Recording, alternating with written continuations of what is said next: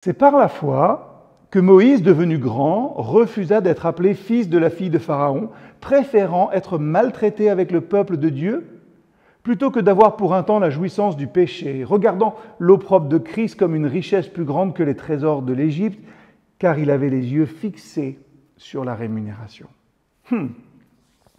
L'auteur de l'Épître aux Hébreux nous présente, avec des termes pas toujours faciles à comprendre, c'est vrai, l'exemple de Moïse pour illustrer la foi en action. Moïse, bien qu'il eût accès à tous les plaisirs terrestres et toutes les richesses de l'Égypte, a choisi de fixer ses yeux sur les promesses de Christ, des promesses de Dieu, plutôt que sur les plaisirs temporaires de ce monde.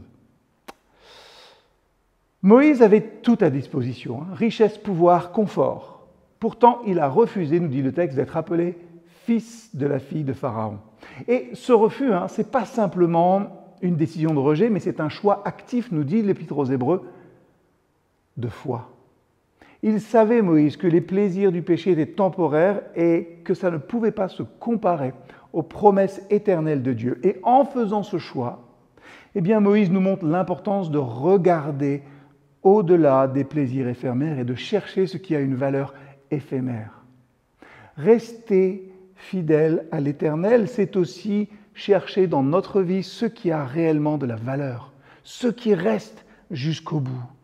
Ça nous invite à cultiver finalement notre être spirituel. Il a refusé les plaisirs temporaires et il a préféré la souffrance avec le peuple de Dieu.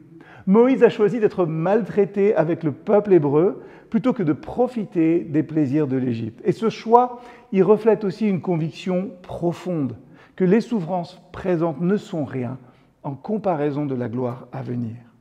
En choisissant de s'identifier avec le peuple de Dieu, Moïse a embrassé une identité basée sur la foi et non sur les avantages terrestres.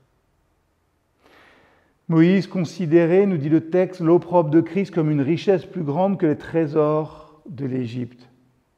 Christ renverse notre échelle de valeur. Ce qui est méprisé par le monde est en fait une richesse aux yeux de Dieu.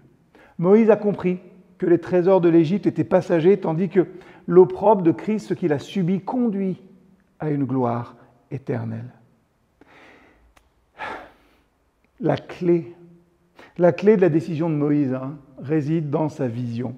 Il avait les yeux fixés sur la rémunération, c'est-à-dire sur les récompenses éternelles promises par Dieu. Et cette vision-là lui a permis de voir au-delà des difficultés présentes et de vivre dans la foi, en anticipant la fidélité de Dieu, en ayant foi dans la fidélité de Dieu qui accomplit ses promesses.